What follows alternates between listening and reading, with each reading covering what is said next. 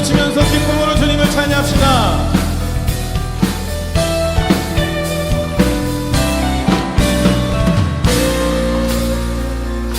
내 주 하나님, 내 주 하나님, 넓고 큰 은혜는 저 큰 바다보다 깊다.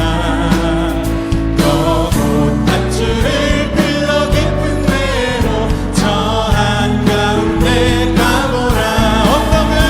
언덕을 떠나서 창가에 배 띄워 내 주 예수 은혜의 바다로 내 맘껏 쳐가. 왜 너 인생은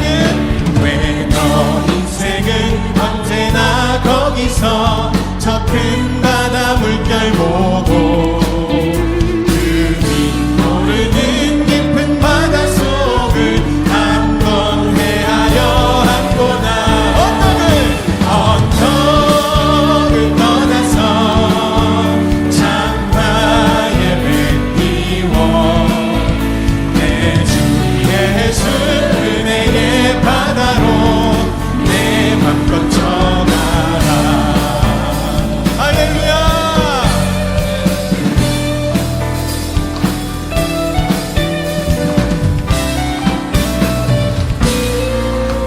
많은 사람이 얕은 물가에서 저 큰 바다 가려다가 찰싹거리는 작은 파도 보고 마음 약하여 못 가네. 언덕을 떠나서 창가에 배 띄워 내 주 예수 은혜의 바다로 내 맘껏 쳐. 우리 다시 한번 언덕을 떠나서 창가에 배 띄워 내 주 예수 은혜의 바다로 내 맘껏 쳐. 자 곧 가더라 이제 곧 가더라 저 큰 은혜 바다 향해. 아멘. 자 곧 내 노를 더 깊은 데로 가라. 망망한 바다로 언덕을 떠나서 창가에 배 띄워 내 주 예수 은혜의 바다로 내. 우리 이번에 목소리로 찬양합시다. 언덕을 떠나서 창가에 배 띄워 내 주 예수 은혜의 바다로 내 맘껏 전하라.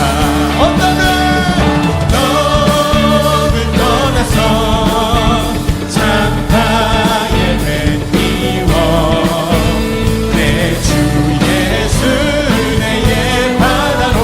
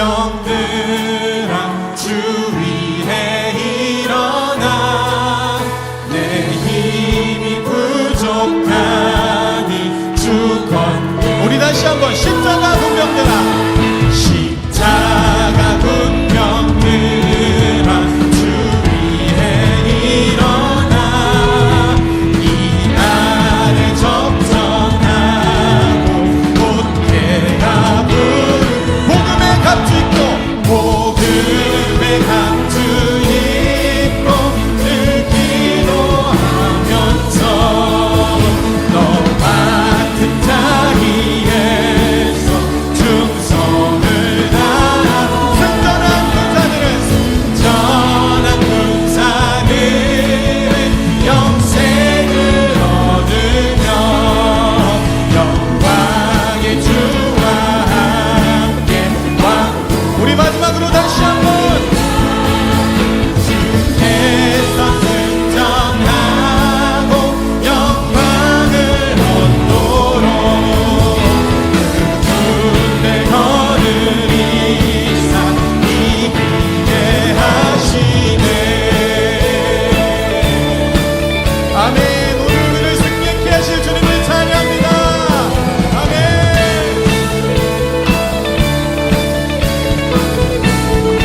우리 주님께 영광의 박수 올려드립시다. 아멘.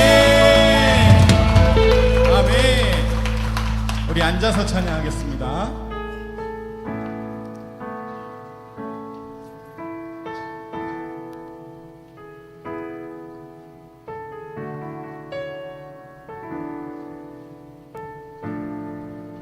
하늘의 문을 여소서 하늘의 문을 여소서 이곳을 주목하소서 주를 향한 노래가 꺼지지 않으니 하늘을 열고 보소서 이곳에 임재하소서 주님을 기다립니다 기도의 향기가 하늘에 닿으니 주여 임재하여 주소서 이곳에 오셔서 이곳에 앉으소서 이곳에서 드리는 예배를 받으소서 주님의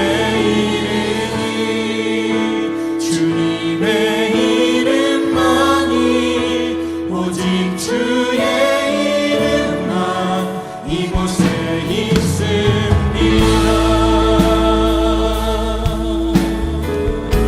하늘의 문을 여소서 하늘의 문을 여소서 이곳을 주목하소서 주를 향한 노래가 꺼지지 않으니 하늘을 열고 보소서 이곳에 임재하소서 주님을 기다립니다 기도의 향기가 하늘에 닿으니 주여 임재하여 주소서 이곳에 오셔서 이곳에 앉으소서 이곳에서 드리는 예배를 받으소서 주님의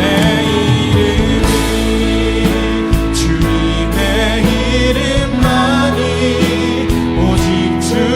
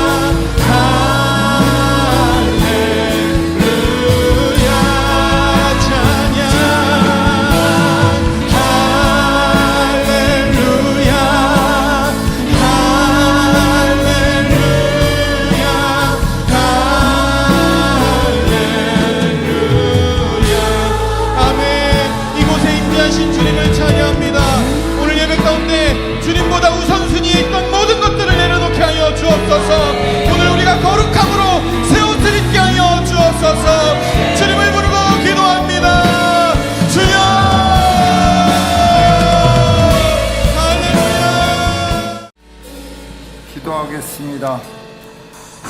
사랑과 은혜가 많으신 하나님 아버지, 어느 때보다도 장렬하는 태양빛을 받아 왕성한 산소를 공급해주며 실록을 과시하는 이때에 한없는 은혜를 느낍니다. 하나님의 은혜와 영광을 찬양하오니 홀로 영광 받아 주시옵소서. 경제적 어려움과 이스라엘과 이란 전쟁, 갑작스런 홍수, 북극의 해빙 같은 생태계의 파괴로 우리에게 다가오는 불안한 상황 속에서도 오직 성령의 은혜가 아니면 이 모든 것을 감당할 수 없고 참된 기쁨과 평안을 누릴 수 없음을 고백합니다. 우리가 주님의 은혜 가운데 살아가고 있음에도 불구하고 세상 속에서 허우적거리며 지내온 우리의 어리석고 나약함을 용서하여 주시옵소서. 하나님 아버지, 이 나라를 위해 기도합니다. 지금 이 나라는 요소야대의 불안한 정국에 있습니다. 경제는 곤두박질치고 물가는 치솟아 갈수록 국민들의 삶은 피폐해지고 있습니다. 이러한 상황들을 신속히 벗어나 세계 속에 우뚝 서며 전 세계에 주님의 사랑과 평화를 심어 나가는 선봉 국가로 발돋움하도록 하나님의 은혜를 부어 주시옵소서. 또한 저 북녘 땅에서 독재 속에서도 침묵하며 살아가는 북한 주민들에게도 주의 복음이 전파되고 선포되게 하시며 주님의 평화가 가득하게 임하게 하옵소서. 하나님 아버지, 예일교회를 위해 기도합니다. 설립 43주년을 맞이한 우리 교회가 작년의 모습으로 이 나라 복음의 선두에 서게 하옵소서. 두 날개로 날아오르는 건강한 교회가 되어 주님이 꿈꾸시는 교회로 거듭나게 하옵소서. 또한 우리에게 주신 두 날개 1500 비전을 축복하시어 1500명의 셀리더가 세워지고 150명의 선교사가 파송되어 이 지역과 이 나라의 진정한 복음의 전장이 되게 하여 주옵소서. 지난주에 귀빈 초청 축제를 은혜 가운데 열게 하시고 많은 새가족들이 은혜의 자리에 나오게 하심을 감사합니다. 새가족들이 교회에 잘 정착할 수 있도록 성령님께서 역사하여 주옵소서. 또한 이번 주부터 시작되는 러브투게더 가운데도 함께 하시어 장결 가족들과 정착하지 못한 새가족들이 마음을 열고 주님께 나오게 하옵소서. 하나님 아버지, 예일교회 담임 목사님을 위하여 기도합니다. 어려운 상황 속에서도 꿋꿋하게 많은 어린 양을 인도하는 진정한 목자가 되도록 영육을 강건하게 지켜 주옵소서. 또한 우리 교회 안팎에서 일어나는 모든 일들이 순조롭게 진행되도록 성령님께서 상황과 환경들을 지켜 주옵소서. 목사님의 가정과 자녀들에게 좋은 환경을 허락하여 주시어 비전을 더욱 힘있게 이루어가게 하옵소서. 하나님 아버지, 세계 복음화를 위해 달려가는 우리 교회의 선교 비전을 위해 기도합니다. 지난주에 14호 정용준 선교사가 하나님의 은혜 가운데 모든 사역들을 잘 마무리하고 건강한 모습으로 돌아왔습니다. 영육의 강건함으로 지키시고 성령의 능력으로 사명 감당할 수 있도록 은혜 주셔서 감사합니다. 우리 교회 15호 선교사가 파송될 수 있도록 온 성도들에게 비전을 보여주시고 어려운 상황을 깨치고 나가는 진정한 복음의 일꾼들이 세워지게 하옵소서. 우리 교회를 위하여 주님을 향하여 열정을 다하여 기도하고 헌신하는 성도들과 리더들, 아름다운 목소리로 주님께 영광을 올리는 할렐루야 성가대와 카리스 찬양단, 그리고 주방에서 봉사하고 손길들 보이지 않는 곳에서도 밤낮 없이 사역하는 주의 종들에게 하나님의 은혜가 넘치게 하옵소서. 우리를 죄에서 구원하시고 살아계셔서 역사하시는 예수 그리스도의 이름으로 기도합니다. 아멘.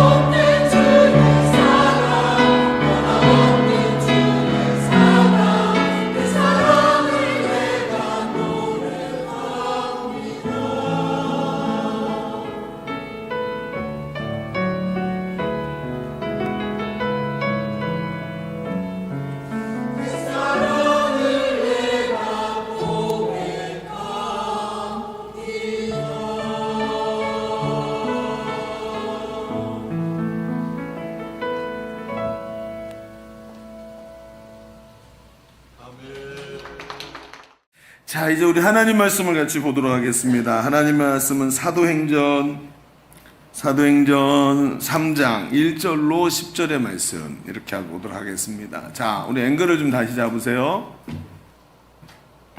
사도행전 3장 1절로 10절 같이 말씀을 우리 한 절씩 같이 교독하겠습니다. 제9시 기도 시간에 베드로와 요한이 성전에 올라갈새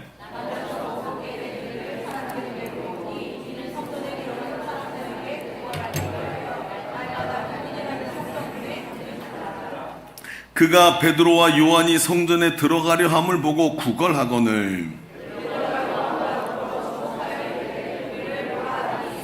그가 그들에게 무엇을 얻을까 하여 바라보거늘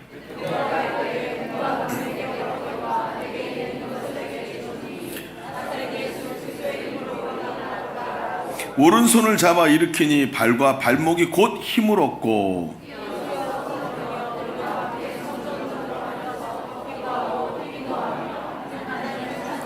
모든 백성이 그 걷는 것과 하나님을 찬송함을 보고 그가 본래 성전 미문에 앉아 구걸하던 사람인 줄을 알고 그에게 일어난 일로 인하여 심히 놀랍게 여기며 놀라니라. 아멘. 여러분, 제가 어느 날인가부터 꽃을 보면 너무 아름답다는 생각을 하기 시작했었습니다. 제가 깜짝 놀랐어요. 왜냐하면 저는 꽃에 전혀 관심이 없었거든요. 백합 냄새 같은 거 아우 짜증스러워 막 이렇게 생각이 날 정도였는데 어느 날 딱 보는데 이 꽃이 너무 완벽하다는 생각이 드는 거예요.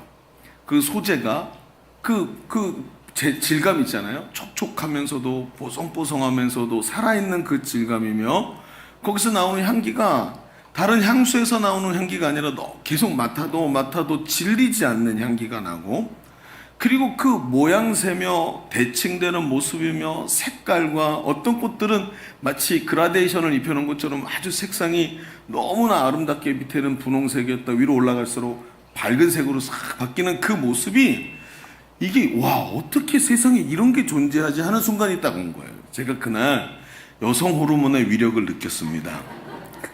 대단하죠? 저는 정말 이런 생각을 하리라고는 상상을 못했어요.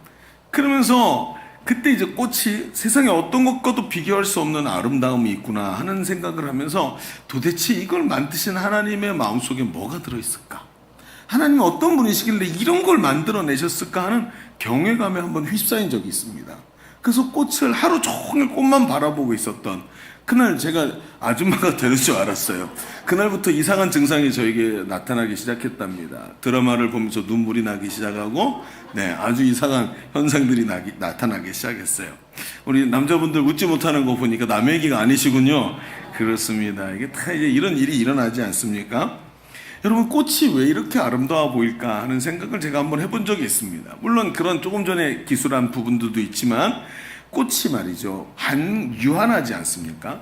잠깐 있다가 없어지고 그리고 지금은 너무 생생하지만 조금 있으면 시들어가는 그 시들고 꽃이 떨어지고 하는 그런 유한함 때문에 더욱 아름다운 것이 꽃이 아닌가 하는 누군가의 말이 기억이 났습니다. 그런 의미에서 보면 우리 인생도 너무 꽃과 같지 않습니까?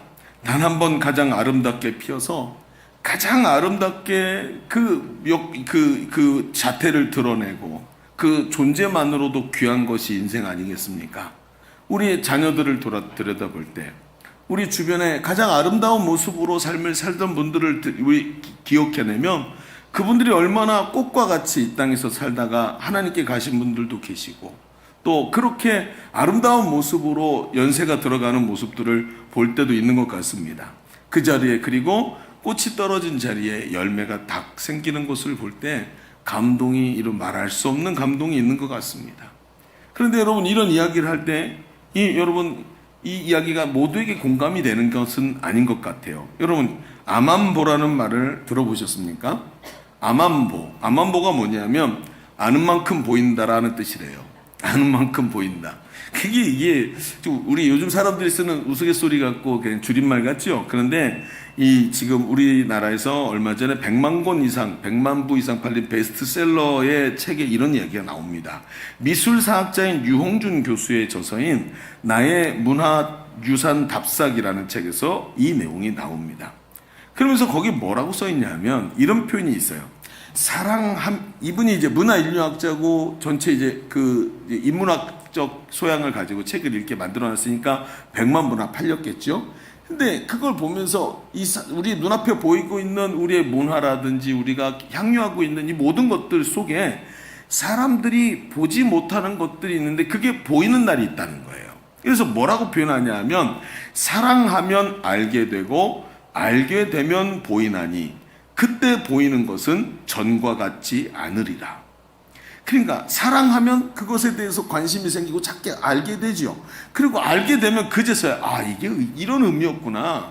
다비드성이 이래서 멋있고 위대하구나. 그럼 모나리자가 이렇게 아름다운 이유가 이거구나 하고 알게 되면 그때서야 보인다는 거예요. 여러분 우리 교회 찬양이 수준이 있습니다. 찬양이 은혜가 되십니까? 아는 사람은 은혜가 돼요. 이제 여러분 우리 교회 찬양팀이 참 노력 많이 하는 팀입니다. 단 한 주간도 그냥 이렇게 지나가지 않고요. 하나님 앞에서 자기 가슴을 치면서 준비하는 찬양팀들이에요. 그래서 찬양이 여러분 악기를 이렇게 많이 쓰면서 해도 마음에 감동을 주는 이유가 많이 준비하기 때문입니다. 아는 사람은 찬양의 기쁨이 보입니다. 관심을 가지고 예배에 임하시면 더 은혜가 될 줄로 믿습니다. 맞아요. 사랑하면 알게 되고 알게 되면 그때 보이고 그 보이는 것은 이전과 같은 게 보이는 게 아니라 다른 게 보인다는 거예요. 그렇죠. 어떤 마음으로 보느냐에 따라 그 보는 내용이 완전히 달라질 수 있다는 것입니다. 그러니까 제가 꽃을 볼 때 느꼈던 게 바로 이런 것이죠. 여기서 우리는 보는 것과 보이는 것이 구별되어 있다는 것을 알게 됩니다. 보는 것과 보이는 것이 다른 겁니다. 보는 것은 자연스러운 것이고 능동적인 것이죠. 그래서 그냥 눈을 뜨면 보이는 겁니다. 그런데 자연스럽게 보여지는 것보다 좀 다른 것이 있는데 이것은 보이는 것입니다. 이것은 수동태죠. 어떤 외부적 영향에 의해서 해석이 가미되는 것이고 그 앞에서 이야기한 것처럼 뭔가 알게 되면서 또 다른 것이 보여지는 것입니다. 사랑하면 알게 되고 알게 되는 것은 이전과 다르게 보이는 것이죠. 여러분 오늘 앞에 꽃이란 이야기를 했습니다. 오늘 성경에 이 꽃으로 피어야 하지만 꽃으로 피어나지 못한 한 사람의 인생이 오늘 우리에게 소개됩니다. 그는 태어나면서부터 걷지 못하는 장애를 가지고 있었습니다.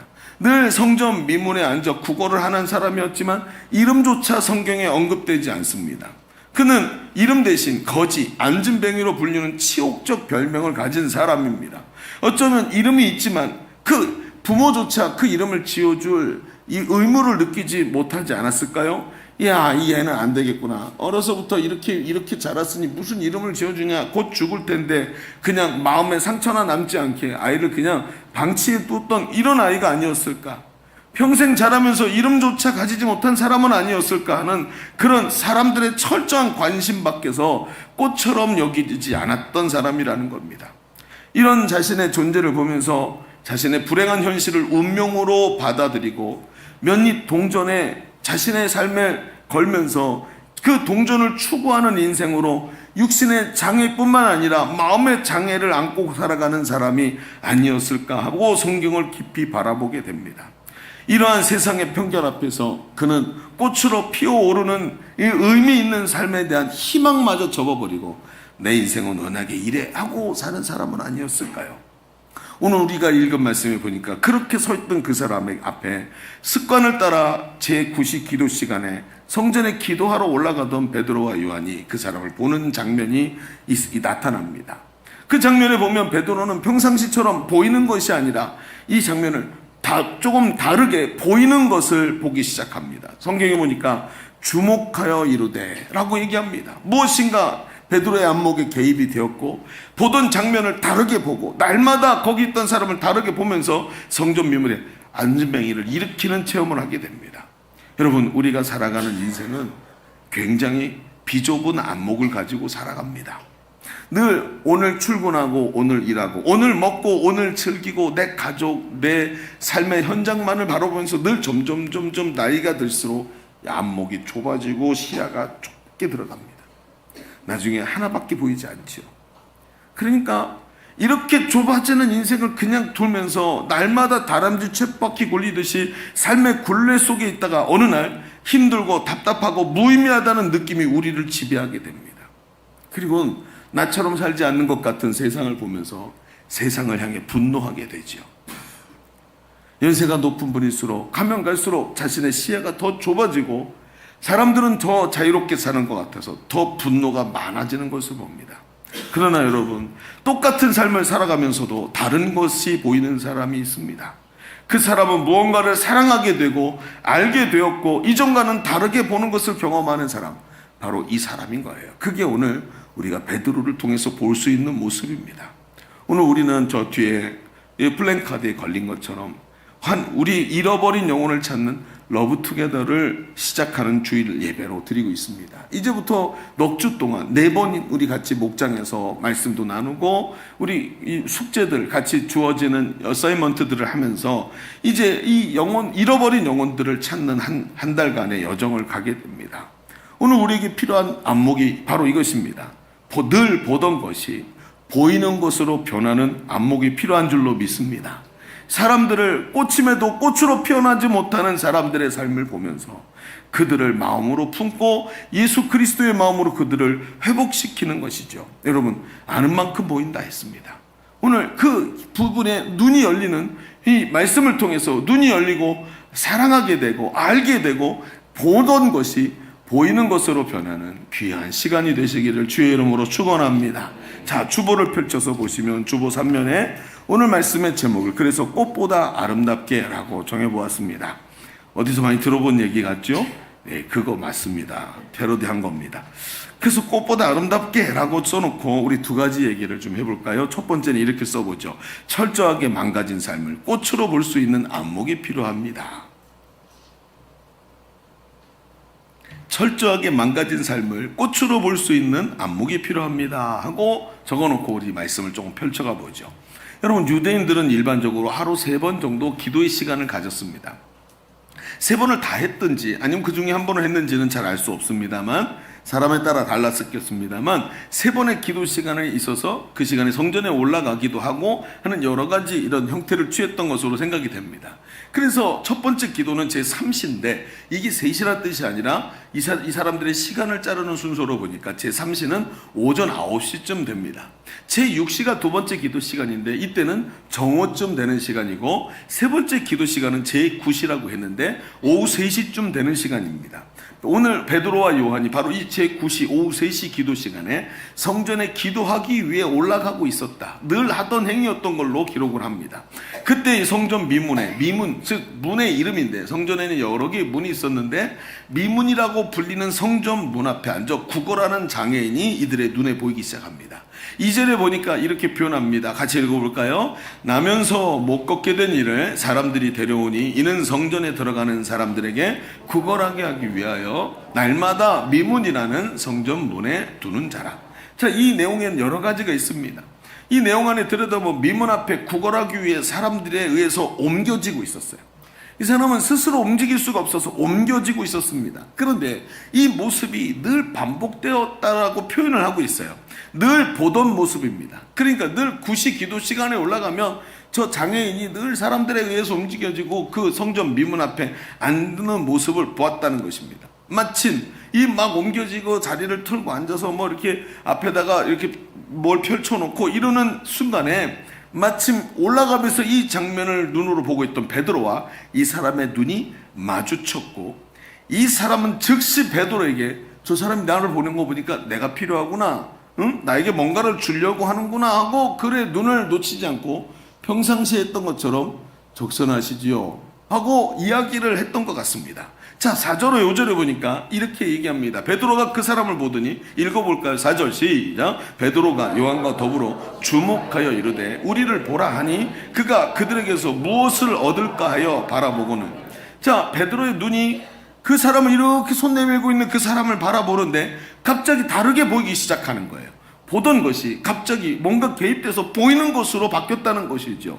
베드로에게 어떻게 보였는지 성경은 우리에게 암시적으로 보여줍니다. 어떻게 보였을까요? 여기서 보면 뭔가 다른 것이 안 보이지만 조금 전까지 이야기한 것들을 쫙 펼쳐보면 베드로의 마음을 우리가 재구성할 수 있습니다. 베드로가 본 이 사람의 베드로의 눈에 이 사람이 어떻게 보였을까요? 이 사람은 나면서부터 안전뱅이라고 성경이 말해요. 걷지 못하는 장애를 가진 겁니다. 여러분, 유대교에서 이 사람이 이제 사람이 남을 구제하는 일이 유대교에서는 굉장히 큰 덕목이었습니다. 그런데 이 사람들은 성전에 올라가서 하나님 앞에 갈 때 자신들의 행위의 어떤 결과물을 가지고 하나님 앞에 가서 하나님, 제가 이렇게 살았습니다 하고 이야기를 해야 되죠. 그래서 예수님께서 이 바리새인들을 지목하실 때도 너희 바리새인의 기도를 봐라. 나는 하나님 11조함에 감사합니다. 금식함에 감사합니다. 이러면서 자기가 율법에서 뭔가 올바른 행위를 한 걸 가지고 하나님께 나가서 내가 하나님께 은혜를 입을 수 있는 존재라는 걸 자꾸 드러내는 기도들을 했던 것을 성경은 우리에게 말해주고 있죠. 그러니까 이 사람들도 지금 성전에 올라가야 되는데 일과가 얼마나 바쁩니까? 올라가는데 아이고, 내가 하나님께 기도를 해야 되는데 할 말이 없네. 근데 가다 보니까 문 앞에 누가 있어요? 거지가 있는 거예요. 그러니까 국빈자를 구제하는 게 이 사람들한테는 중요한 덕목이었으니까 성전에 올라가다가 돈을 꺼내가지고 이 사람한테 돈을 주고 이 사람의 국빈을 도와준 것이 구제가 되는 거죠. 그러니까 이 사람이 지금 여기 앉아있는 이유는 성전에 올라가던 사람들한테 필요한 존재였다는 거예요. 자, 그런데 여기서 끝나는 게 아닙니다. 마치 이런 삶을 살아가는데 이 사람 앉아있는 이유가 뭐예요? 태어날 때부터 선천적 장애를 갖고 있었고, 아마도 성경을 자세히 읽어보니까 이 사람이 발목과 발에 힘을 얻어 이런 얘기가 나오는 거 보니까 다리가 굉장히 작고 짧았던 이런 장애를 가졌던 것으로 생각이 됩니다. 그런데 그의 선천적 장애가 눈에 보였는데 당시에는 말이죠, 이 사람이 선천적 장애를 가지고 있는 것에 대해서 사람들은 해석이 안 되는 거예요. 무슨 얘기냐면요, 뭔가 인과응보라는 사상이 이 사람들한테 있었단 말이에요. 그래서 욥기를 보면 욥이 고통당하는 이유를 친구들이 찾아내지를 못해요. 너 분명히 뭔가 잘못한 거야. 하나님이 그렇지 않으셨는데 네가 이렇게 고통당할 리가 없어. 이 사람들의 사상의 틀입니다. 그러다 보니까 이 사람이 태어나기 전부터 장애를 얻고 있었는데 누구 죄 때문이야? 그래서 제자들이 묻죠. 이 사람이 태어날 때 이렇게 태어난 것은 자기 죄 때문입니까? 아니면 부모의 죄 때문입니까? 이해가 안 되는 거예요. 저주와 불행에 대해서 해석이 안 되는 사람이 날 때부터 장애인이에요.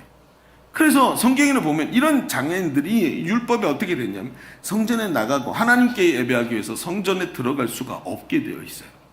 저주를 받은 존재이기 때문에. 이유를 알 수 없지만, 그러니까 어때요? 이 사람도 유대인이고 아브라함의 자손이고 하나님의 백성이었지만 부정한 존재이고 하나님 앞에 들어갈 수 없어요. 그래서 어떻게 해요? 그래서 성전에 와도 미문 앞까지는 오는데 미문 안으로 들어가질 못하는 거예요. 늘 거기 서 있던 사람.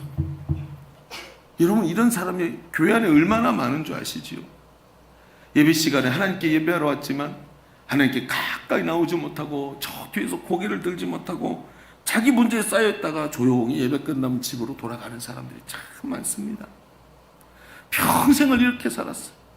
저도 모태신앙이어서 어려서부터 이런 사람들이 너무 익숙했던 사람이라 이 대목을 볼 때마다 가슴이 아픕니다. 이런 사람이 아직도 너무나 많다는 거예요. 그러니 여러분, 하나님께 버림받았고 사람들도 그를 귀히 여기지 않는 필요악 같은 존재, 지나가는 사람들한테 악어와 악어새처럼 공중 화장실 앞에 있는 이 휴지 판매기 같은 꼭 필요하지만 별로 그렇게 중요하게 여기지 않는 이런 존재가 아니었겠습니까? 그러니 자기를 어떻게 봤을까요?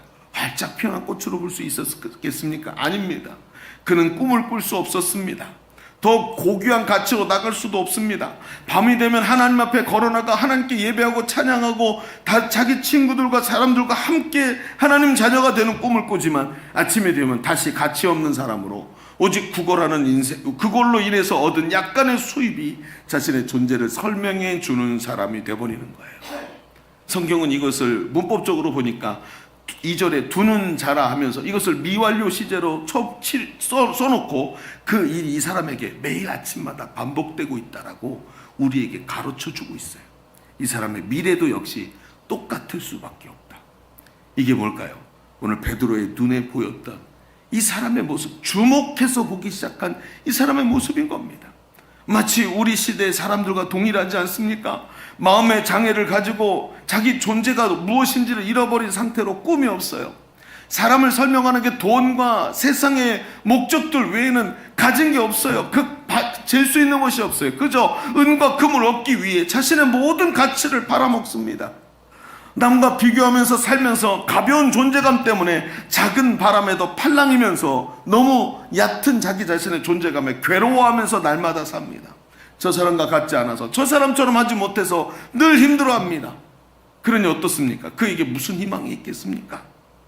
친구 집에만 갔다 와도 내 집보다 신형으로 지어진 집만 보면 잠이 오지 않는 이런 존재감으로 어떻게 희망을 찾을 수 있겠느냐 말이에요.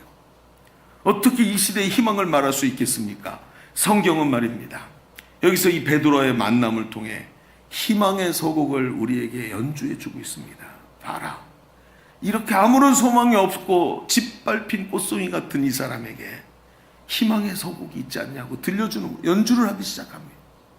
그러면서 베드로를 만나는 이 자리에 우리의 가슴이 울렁거리는 모습을 보여줍니다. 베드로의 눈에 늘 보였던 그가 베드로에게 주목해서 보이기 시작합니다. 그의 현실이 보이고 그가 회복될 수 있는 하나님의 자녀라는 것이 보이기 시작해요. 여러분, 베드로는 여러분 가만히 좀 생각해 보십시다. 이 베드로가 도대체 누굽니까? 우린 다 아는 사람이 아닙니까? 여러분, 그렇게 생각하지 말고 베드로를 한번 생각해 보십시오. 본래 베드로는 이런 사람이 아니었습니다. 그는 갈릴리 어부 출신으로 본래 학문이 없는, 성경의 율법을 깊이 알지 못하고 하나님의 뜻을 해석할 수 없는 보통 사람이라고 성경이 써놨습니다. 진리를 배우지 못한 사람이에요. 그는 예수님의 제자였고 예수님을 따랐지만 항상 무언가 부족하고 때로는 너무 넘치는 사람이었습니다. 그리고 넘어져서 예수님께 누가 되는 사람이었습니다. 심지어 예수님께 꾸중을 듣기도 하고 사탄아 내 뒤로 물러가라 라는 이야기를 들으면서 살았던 사람입니다. 나중에 극단적으로 예수님을 모른다고 부인하고, 그리고 자신의 부인한 이 실수를 인정하지 못하고 갈릴리로 도망쳐버린 사람입니다. 도대체 이 사람이 어떻게 이런 생각을 하게 됐을까요? 그럼 어떻게 이 베드로에게 변화가 일어났을까요? 그는 예수님의 제자로도 부족한 사람이었지만 우리가 잘 알고 있듯이 예수님은 그에 대해서 소망을 버리지 않으셨습니다. 그리고 예수님의 소망대로 오순절날에 임하신 성령을 체험하고 그 베드로는 완전히 다른 사람이었습니다. 이전엔 자기 목숨 하나 부지하려고 예수님을 욕하고 부인하고 저주하던 사람이었는데 자기 생명 하나 아까운 것으로 여기지 않고 달려갈 수 있는 사람으로 갑자기 어느 날 회딱하고 뒤집혀버린 사람이에요. 왜요? 그에게 성령이 임하셨기 때문입니다. 성령이 이 안에서 꽉꽉 차오르고 계시는데 그의 심령 안이 꽉 차는 거예요.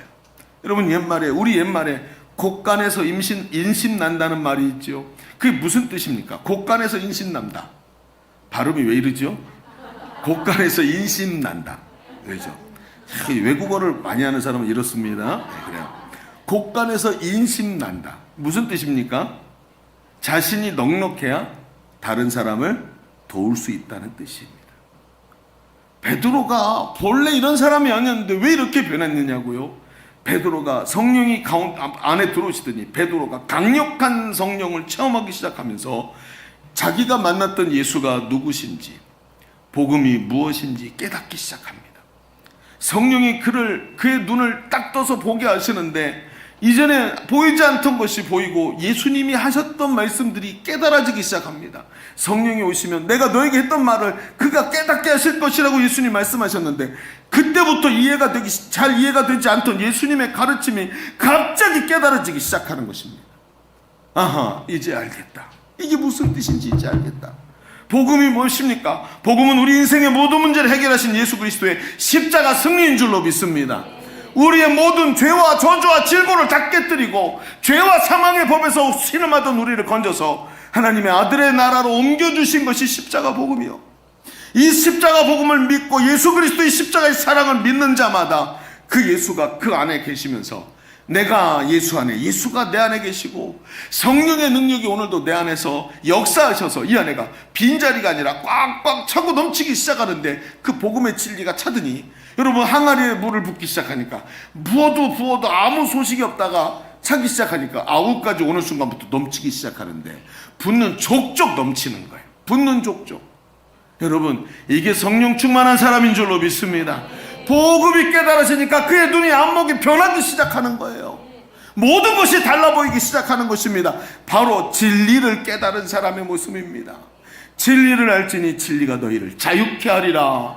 할렐루야. 이런 역사가 베드로의 안목이 일어납니다. 그리고 그날 이후로 예수님이 말씀하신 그대로 성령이 그와 함께 하시면서 그를 가르쳐 주시고 깨닫게 하시고 느끼게 하시는 이 성령 충만한 하나님의 사람이 된 겁니다. 그러니 성전으로 올라가는 그 길에도 보는 것을 성령이 깨닫게 하신 거예요. 이것이 그를 보는 것에서 보이는 것으로 바꾸어 낸 외부적 개입이 된 것인 것입니다. 여러분, 예수를 믿는 것은 복음을 누리는 풍성한 삶인 줄로 믿습니다. 이게 바로 구원받은 성도의 삶이에요. 예수님의 영이 예수님을 영접할 때 우리 속에 예수님이 오셔서 나와 함께 하시고 나를 인도하고 계십니다. 오늘도 성령께서 우리 속에 영으로 오셔서 계시는 줄로 믿습니다. 이 속에 성령이 계시지 않습니까? 영접하는 자, 곧 그 이름을 믿는 자들에게 하나님의 자녀가 되는 권세를 주시고 그를 죄와 사망의 법에서 생명의 성령의 법으로 옮기셔서 하나님의 축복을 받는 자녀로 삶을 살게 하시는 줄로 믿습니다. 그분이 지금도 내 기도를 들으시고 지금도 나를 인도하고 계십니다. 점점 복음이 깨달아지고 점점 죽음에서 부활하신 예수님의 승리가 나의 승리가 됨을 점점 깨닫고 점점 알게 되면서 날마다 그리스도의 장성한 분량에 이르도록 성장해가는 역사들이 날마다 일어나는 거예요. 이게 얼마나 귀한 일입니까?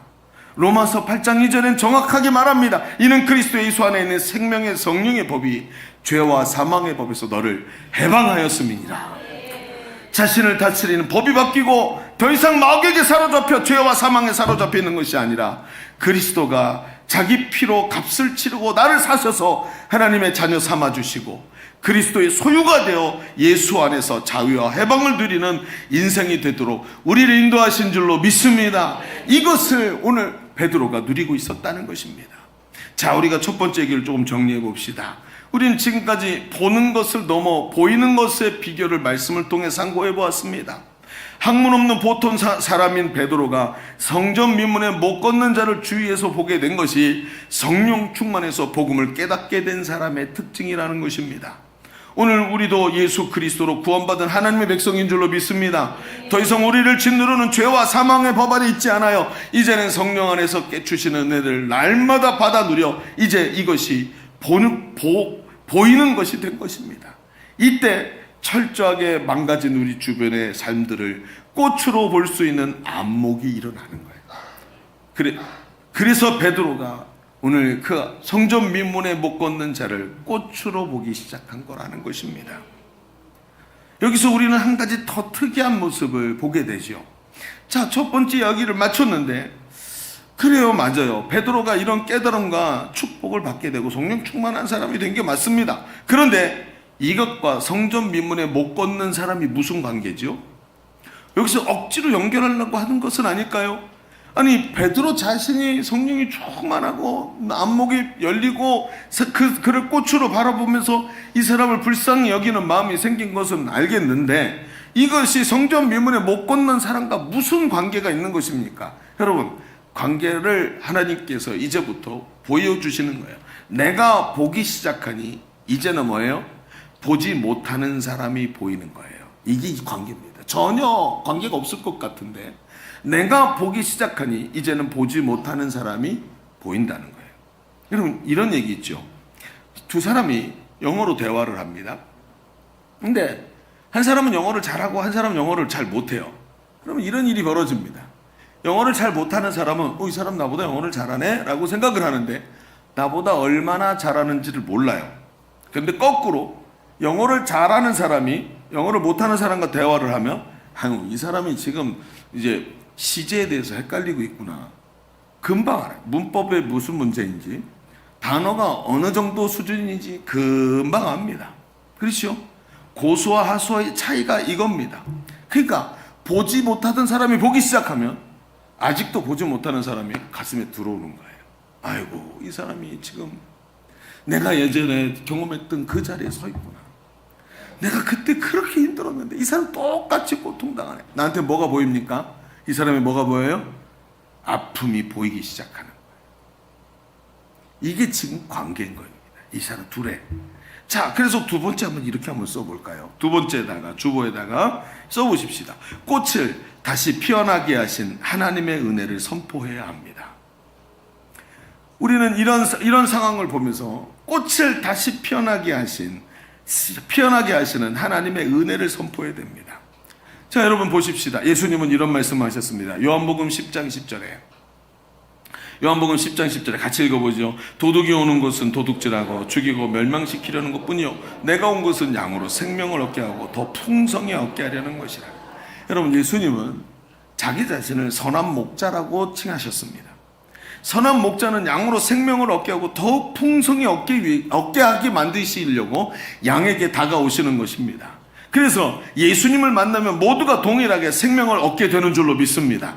누구든 돈이 있든 없든 건강하든 건강하지 않든 많이 배웠든 그렇지 않든 누구든 똑같이 죄를 지었든 죄를 짓지 않았든 간에 누구나 똑같이 생명을 얻는 거예요. 그리고 더 풍성히 얻게 되는 것입니다. 자, 이쯤 돼서 보니까 베드로의 눈에 성전 민문에 못 걷는 자가 보이기 시작합니다. 저 사람도 양의 문이 되시고 우리에게 풍성히 주시는 예수님을 나처럼 만나면 되는데, 내가 저 사람 자리에 있었었는데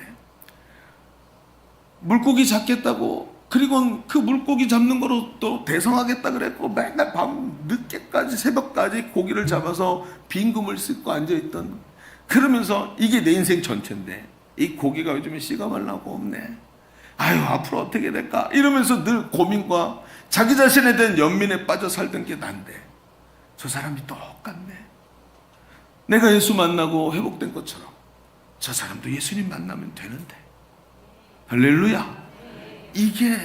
이게 바로 베드로의 눈빛이었다는 거예요. 이쯤 되니까 보입니다. 저 피어나지 못하고 뭉개진 꽃 같은 인생, 뭉개진 꽃 같은 인생이 회복될 수 있는데, 저 사람도 죄와 사망의 법에 아래 살면서 고난당하고 도둑질 당하는 인생인데 어떻게 교회 한번 나왔고 막 사람들이 기도해줘서 왔는데 그걸 본인이 붙잡지 못하고 삶이 너무 기반이 약해가지고 조금만 흔들고 푹푹 쓰러지는 저 사람, 교회 나왔던 사람이 다시 하나님 앞에서 떠나서 저렇게 살아가는 모습을 보면서 가슴이 너무 아픈 거예요. 하나님의 백성으로 성전에 들어가 하나님을 만나고 축복받는 자녀가 되어야 되는데 성전 문 앞에만 늘 와 있는 거예요. 평생 사주팔조 운명에 매어서 성전 문 앞에서만 집에 돌아가는 거예요. 저 문 앞에서 한 발짝만 더 들어가면 되는데 하나님을 만날 수 있는데 왜 못 만나는가 하면서 가슴을 치기 시작합니다. 저 사람의 발목에 눈에 보이지 않지만 채워져 있는 저 족쇄인 죄와 사망의 법을 풀어내야 되는데, 그것이 십자가에 풀어지는 건데 예수 그리스도께 가까이 나오면 되는데, 예수님의 이름을 믿는 자는 모두 자유와 해방을 얻는데 보입니다. 저 사람에게 지금 필요한 것은 은과 금이 아니다. 저 사람에게 지금 필요한 것은 나처럼 예수 만나고 죄와 사망의 법에서 해방되어 생명의 성령의 법 아래 살아야 하는 것이다 라는 게 보이는 겁니다. 그것은 예수님의 마음이요, 불쌍히 여기시는 하나님의 마음이요, 여러분 제 코가 석자인 사람은 결코 가질 수 없는 마음이요, 높은 지평을 가진 사람만 내려다보면서 보이는 그런 마음이라는 것입니다. 이게 바로 뭐예요? 복음을 깨달은 사람의 모습이에요.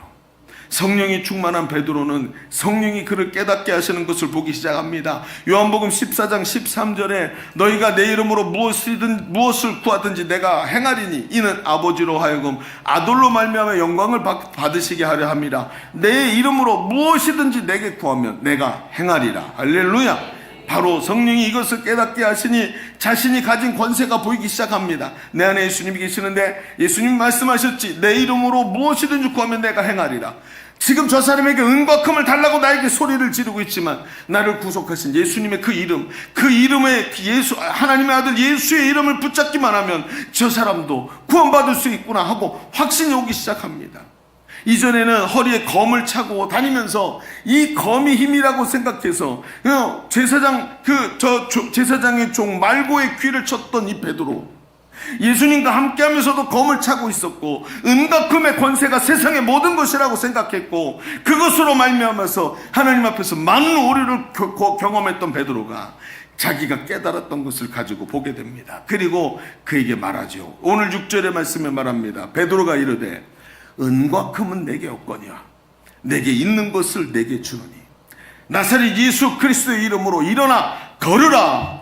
그리고 오른손을 잡아 일으키니 발과 발목이 곧 힘을 얻었대요. 여러분, 이 장면은 너무나도 스펙타클합니다. 사도행전을 기록한 사람이 누구죠? 누가 사도행전을 기록했죠? 누가 기록했냐고요? 아니, 누가 기록했냐고요? 의사 누가입니다. 그죠? 워드플레이 조금만 더 하면 짜증내실까봐 안 하겠습니다. 의사 누가가 기록했죠? 여러분, 다른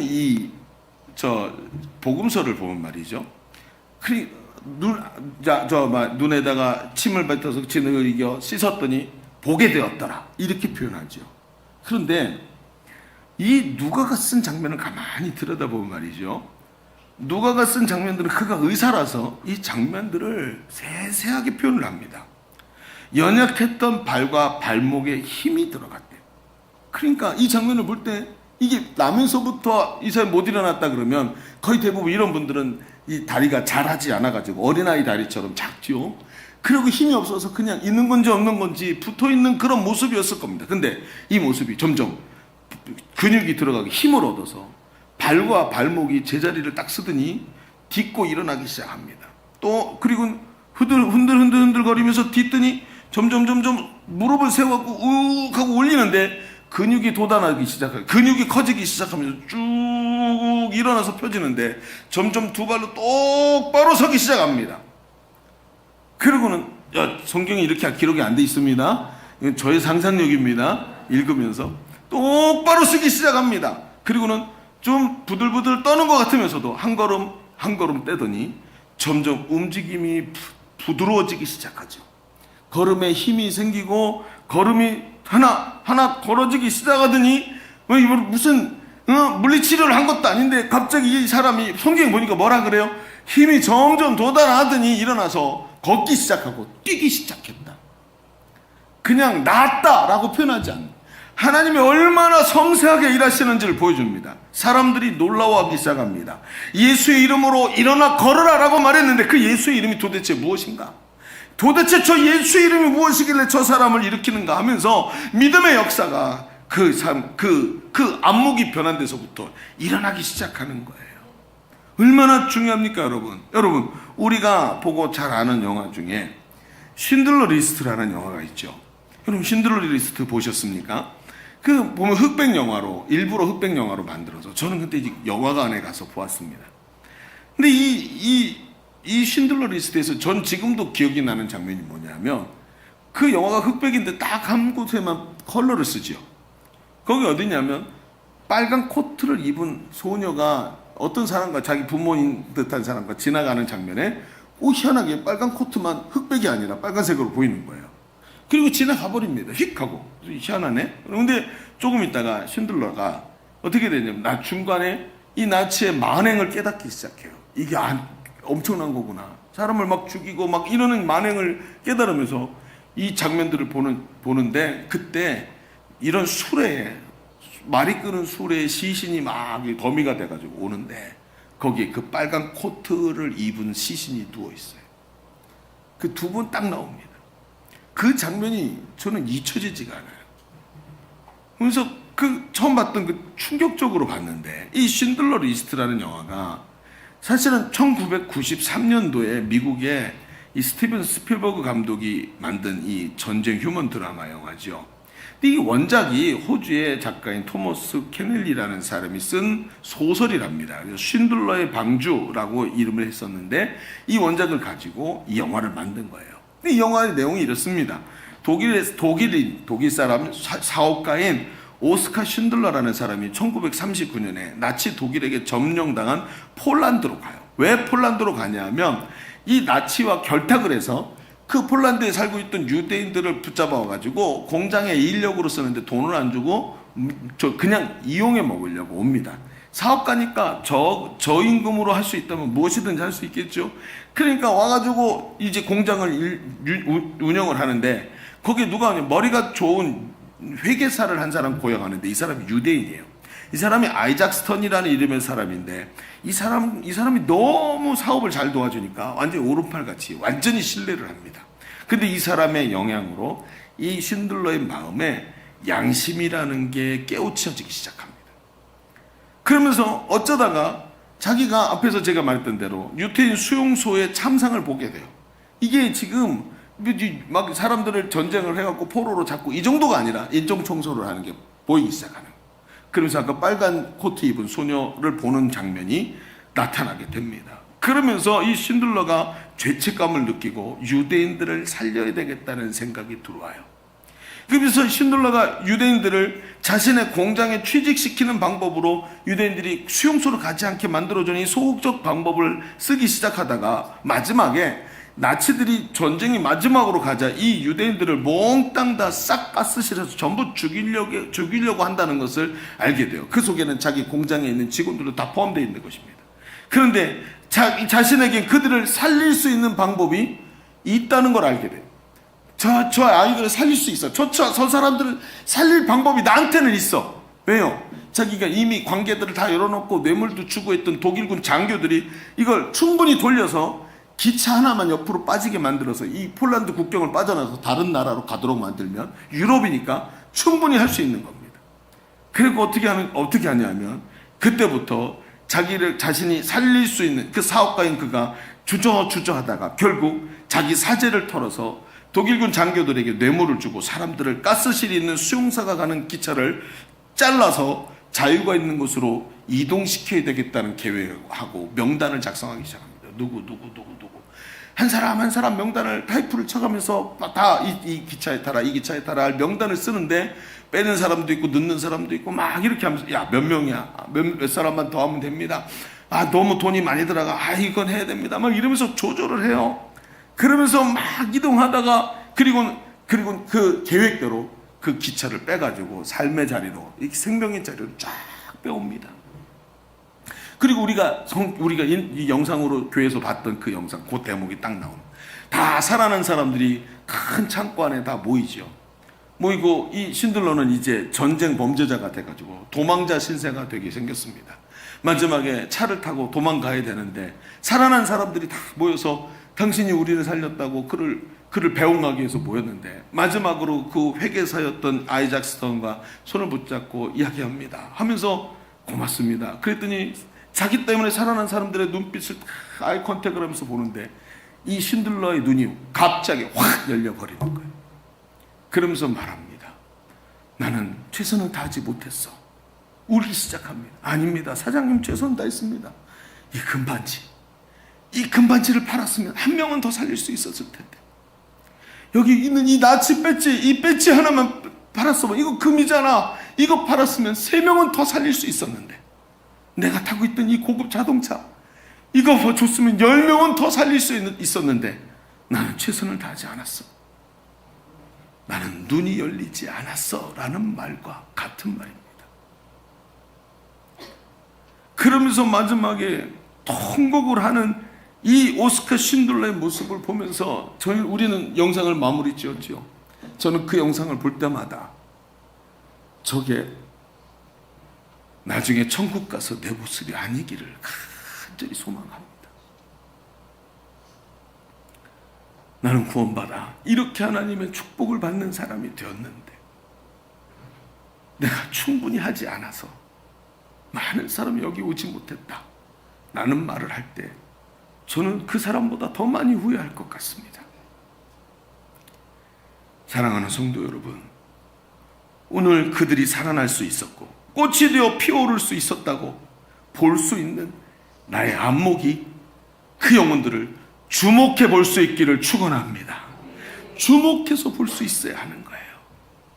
여러분, 오늘 성경은 이렇게 비관적인 이야기로 오늘 말씀을 마무리하지 않습니다. 그 뒤에 일어나는 사건을 보시죠. 8절을 보십시오. 8절에 이렇게 말합니다. 뛰어서서 걸으며 그들과 함께 성전으로 들어가면서 걷기도 하고 뛰기도 하며 하나님을 찬송하니. 여러분, 얼마나 감동적인 장면입니까? 그 사람이 처음으로, 평생 처음으로 그 성전 미문을 통과해서 들어옵니다. 처음으로 아무 거리낌 없이 자기를 맡고 있던 모든 짐을 다 던져버리고, 그리고 자기 앞에 있던 그 깡통, 자기가 앉아있던 그 자리 하나도 필요 없게 됐어요. 이제는 벌떡 일어나서 다 버리고, 마치 베드로가 그물과 배를 버리고 주님을 따랐듯이 싹 다 버리고 성전 안으로 다 들어갑니다. 매일 왔지만 막혀있던 문 앞에 서 있던 자리가 아니라 안으로 들어가 하나님의 임재 앞에 섭니다. 뛰어서서 걸으며 죄와 사망이 깨지고 없어지고 성령의 법 아래 자신이 있음을 모든 사람들에게 보여줍니다. 보세요, 내가 지금 뛰고 있지요 하면서 하나님이 얼마나 자기를 불쌍히 여기시고 은혜 베푸셨는지를 보여줍니다. 그리고 그 입술로 하나님을 찬송하며, 한 번도 하나님을 찬송하지 못했고 늘 자기 인생의 비관을 가지고 말하던 입술에서 찬송하며 진정한 기쁨의 노래를 하나님께 올려드리게 됩니다. 베드로가 누렸던 참 자유와 해방을 지금 이 사람이 누리고 있어요. 베드로가 누렸던 참 자유와 해방을 우리 사랑하는 가족들이 누리게 될 줄로 믿습니다. 우리 자녀들이 누리게 될 줄로 믿습니다. 이런 역사가 일어나야 되지 않겠습니까? 그 기적의 현장에서 거룩하신 하나님께 예배합니다. 여러분, 이것이 바로 예배입니다. 그리스도 예수로 죄에서 자유함을 얻어 생명을 얻은 사람들이 너무 좋아서 펄쩍펄쩍 뛰면서 하나님께 감사의 찬양을 올려드리는 바로 이게 축제의 예배인 거예요. 축제의 예배, 이 감격으로 부르는 찬양. 이제 이 사람은 더 이상 안전뱅이가 아닙니다. 은과 금을 구하는 사람이 아닙니다.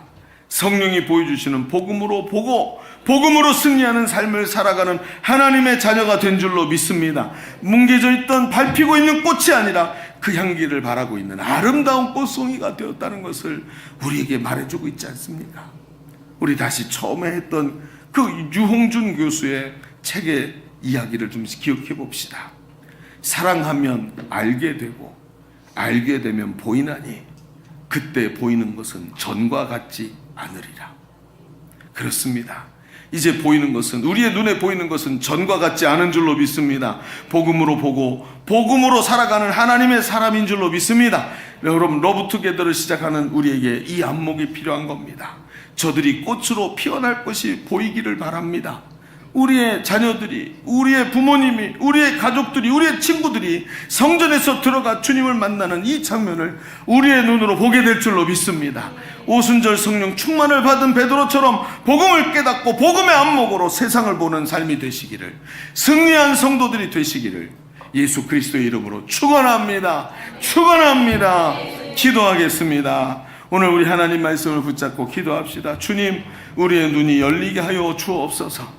우리의 눈이 열려서 저들을 꽃송이로 볼 수 있게 하여 주옵소서. 말씀의 은혜를 붙잡고 주님 한번 외치고 기도합니다. 주여. 할렐루야. 아버지 하나님, 오늘도 아버지 말씀을 깨닫게 하시고 말씀의 은혜 가운데 우리를 세워주시니 감사합니다. 성령께서 오늘도 이 말씀을 깨닫게 하시고 아는 만큼 보인다고 말씀하셨는데 꽃으로 피어나는 인생들이 보이게 하여 주옵소서. 오늘 우리의 눈을 열어서 보게 하여 주옵소서. 불쌍히 여기게 하여 주옵소서. 하나님 역사하여 주옵소서. 여러분, 오른손을 가슴에 얹으시기를 바랍니다. 우리 한 번 더 기도합시다. 여러분, 저 죽어가는 영혼들을 향한 하나님의 마음이 느껴져야 할 줄로 믿습니다. 하나님, 저들이 꽃송이가 될 것을 우리가 보게 하여 주옵소서. 무너져 있는 자들이 아니라 하나님, 저들이 하나님을 찬양하고 뛰어서서 걸으며 성전 안에 들어가는 것을 내 눈이 보게 하여 주시옵소서. 우리의 자녀들, 가족들, 친구들, 우리 주변에 죽어가는 영혼들을 향해 눈이 열리게 하여 주시옵시고 하나님이 살아계셔서 저들을 향해 일하실 것을 알게 하여 주옵소서. 우리의 눈이 열리게 하여 주옵소서. 우리 주님을 치고 기도합니다. 주여.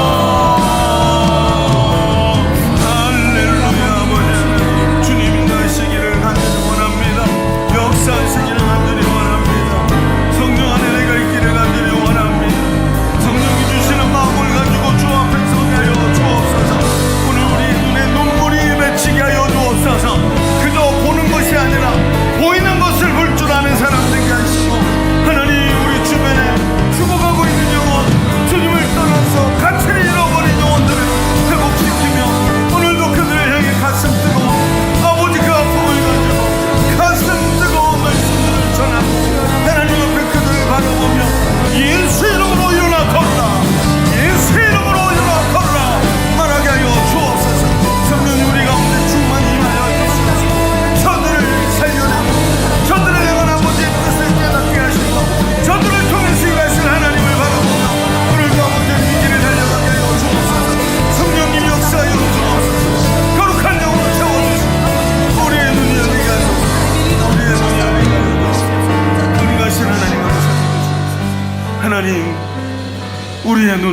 주옵소서.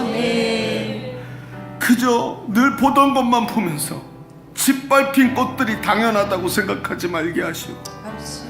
하나님, 우리의 눈을 열어서 그 한 영혼을 향해서 내 손가락에 반지를 빼며 내 아버지 옷깃에 있던 배지를 빼면서 이것을 팔았다면 저 한 사람을 더 구할 수 있었을 텐데 그 마음을 지금 우리에게 허락하여 주시옵시고 그 복음으로 오늘 우리가 누리고 있는 이 기쁨을 저들도 누릴 수 있다는 확신을 가지고 바라볼 수 있는 믿음을 우리에게 허락하여 주옵소서.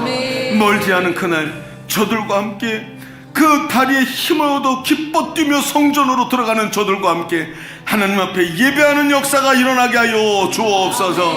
예수님의 이름으로 기도하옵나이다. 아멘. 우리 하나님께 영광의 박수 올려드립시다. 아멘.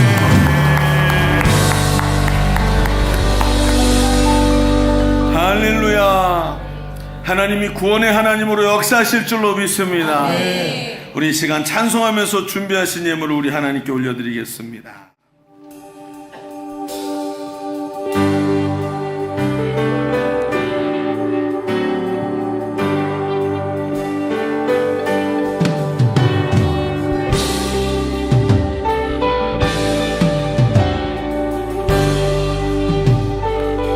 예수 하나님의 하나님의 아들 말씀으로 오신 주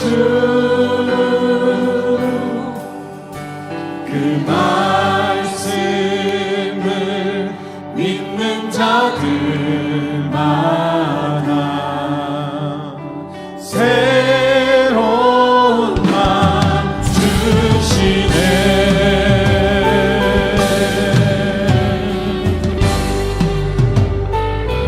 예수 하나님의 본체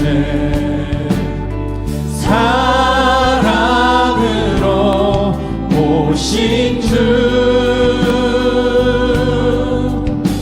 그 사랑이 날 찾아오셔서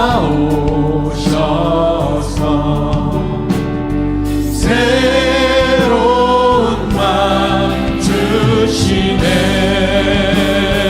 우리의